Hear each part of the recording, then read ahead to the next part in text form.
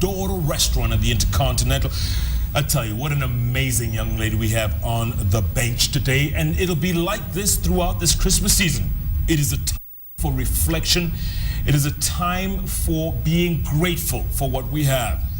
It is time to profile and showcase folks who have overcome insurmountable odds, like Stacey Sang, more than 3 years ago, involved in a horrific school bus accident. 2 kids died, right? It was 2. Yeah, 2 kids. 2 kids died, 9 lost limbs. The injuries will be felt forever and ever. Stacey, the only one who lost both limbs.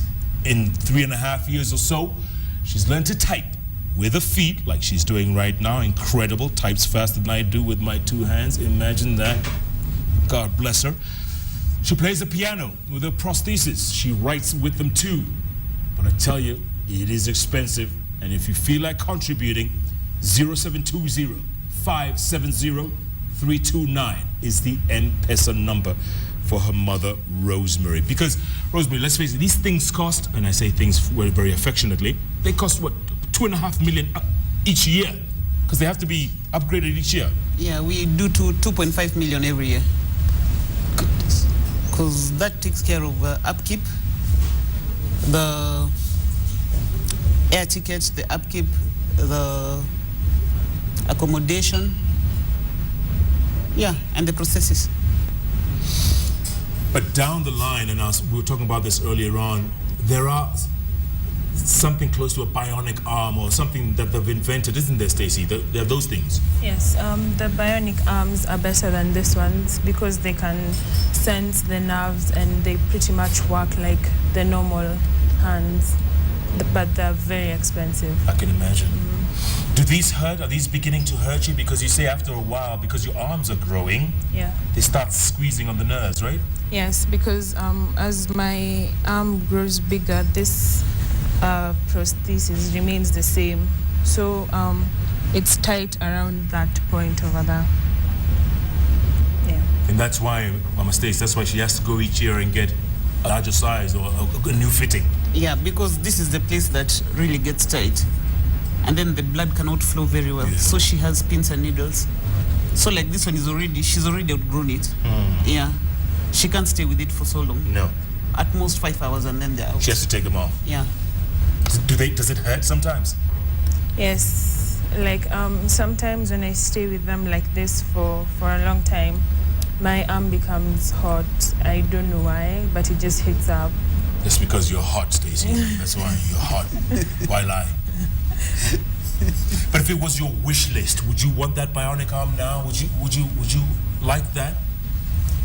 Yes, I think it would help me a lot, especially for the left arm, because it does a lot of things than this one, because it senses the nerves. And do the fingers all move in the bionic arm? Does everything move? Yes, everything moves. So you'll be able to play the piano more? Yeah. And write more and everything? Yes. Yeah. And brush your teeth? Yeah. I'm not saying that your teeth are not brushed, but I'm just saying, your mom was saying. What do you miss most of your arms? What do you miss most, other than brushing teeth? Doing my hair. Like any typical 15-year-old, right? Yeah. Doing my hair. And her makeup too. Wow, it's so normal, huh? Yeah. Incredible, huh? Yeah. Incredible. Yeah. She's turned out all right, Mama Stacey. She's okay. She's good. You guys have, yourself, your husband, the kids, you guys have really supported this young lady, huh? Yeah. Would you tell people out there who neglect their children when things like this happen to their kids and they dump them in the back room or they stuff them in some cupboard somewhere never to be seen again? What do you tell them? It's wrong to do that because they are equal persons just like anyone else. You don't need to hide your children. You don't know what gift they have. You don't know what God has for them. So it's good to just expose them, talk about it, let everyone know that you have this kind of a child in your house. And yeah, because basically they have feelings. And if you try to suppress the feelings, you're hurting them more because they'll feel neglected. Because the outside world does not appreciate them as much. So you have to give them the support from within. if the family from which they come from supports them, they're able to come up better people. But if they're suppressed and they're closed in the dark rooms of the house, they're not supposed to be noticed, it really demoralizes them. Yeah. They should actually come out in the open. Yeah. And when we read horrific stories like the one the other day about the man who allegedly killed his wife, and the kids were missing. Remember those 3 kids were missing, and they finally found them all dead? Yeah. What does that say about our society? People don't fear God. Life actually belongs to God. And it's wrong to kill. It's wrong to despise anyone, because this life belongs to God. Actually, we're all created when God created Adam and Eve. So we just let God do his thing. He didn't ask us to be assistants. So people should not kill each other. People should not despise each other to the extent of killing or getting so bitter with other people. It's not right. Yeah, it's not right. Do you think, Stacey, you've overcome this insurmountable odds? Do you think you've overcome it, or you're still working on it? I think I've overcome it, and the only thing that I'm fearing at the moment is like the challenges that I'm going to face when I'm growing up, like probably when I'm 18 and stuff like that. Yeah. Boyfriend challenges, or what kind of? I'm sorry, what kind? Okay, no, that's not really what I'm thinking about at the moment. But like things like going to school, driving actually, yeah. And of course, when your mom lets you go, she's gonna have to let you go at some point, right? Yeah, but I'm sure it's going to be hard. It's gonna be very hard, yeah. Right, Mama Stacey? Close to impossible. But let's face it, when she has those bionic arms, and she's able to do most of the things that the rest of us do, she's gonna be ready to walk away for a while, not forever, just for a while. Stacey is my life. I'm her life. So that other person who wants to come in must really negotiate. Already unaongea juu ya nini boyfriend already? That one. What if she goes away to school? What if she goes far away to school? With me? No, with me. Who else? Yeah, with me. I actually laid down my life for her. You did? Yeah. I stopped everything else that I was doing. In fact, the worst thing that ever happened to me is when I had a surgery in late May.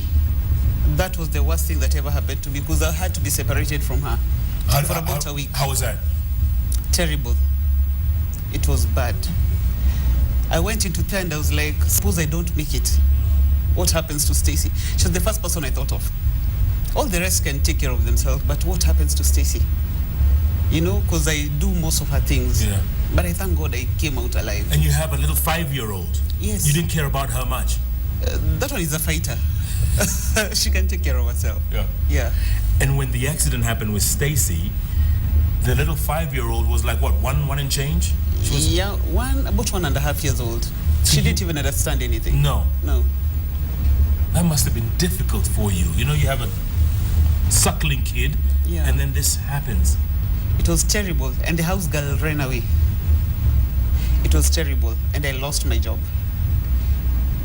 It was really difficult, but thank God that we came through it. Yeah. Do you see yourself ever going back to work again? No, never ever. No, let me just take care of Stacey. I think that's a better. It's a better way of dealing with life. Yeah. I would forever be guilty if I had to leave her for a job. No. This is your work? Yeah. 24 hours. Wow. Yeah. But what if someone, let's say down the line, and we have to look down the line, 10 years from now, she'll be 25. Some guy comes up and he wants her hand in marriage. Nataka kutoa mbuzi. Mbuzi zake zikae, tutaenda wote. It's not as easy. It wouldn't be as easy as anyone would think. Sure. Because, I wake up every morning, I think of Stacey. The last person I see before I sleep is Stacey. We pray, then I tuck her in bed. It's so routine that I don't know what I would do without it. Yeah. My life is so routine, I know at this particular time I should be helping her do her notes. At this time she should be feeding it, I go by her calendar, not mine. Yeah. So my whole life is in Stacey's hands. But it looks like you also found your calling. You also found, forget the job that you lost. You found something. You found yourself. Yeah, I should say, we can put it that way, because I realized that some parents also who went through the same thing were suffering but were quiet. And I'm a very talkative and outgoing person, so I used to visit them. No, you're not. You're kidding. I used to visit each one of them. And apparently, you see, we were new in the school.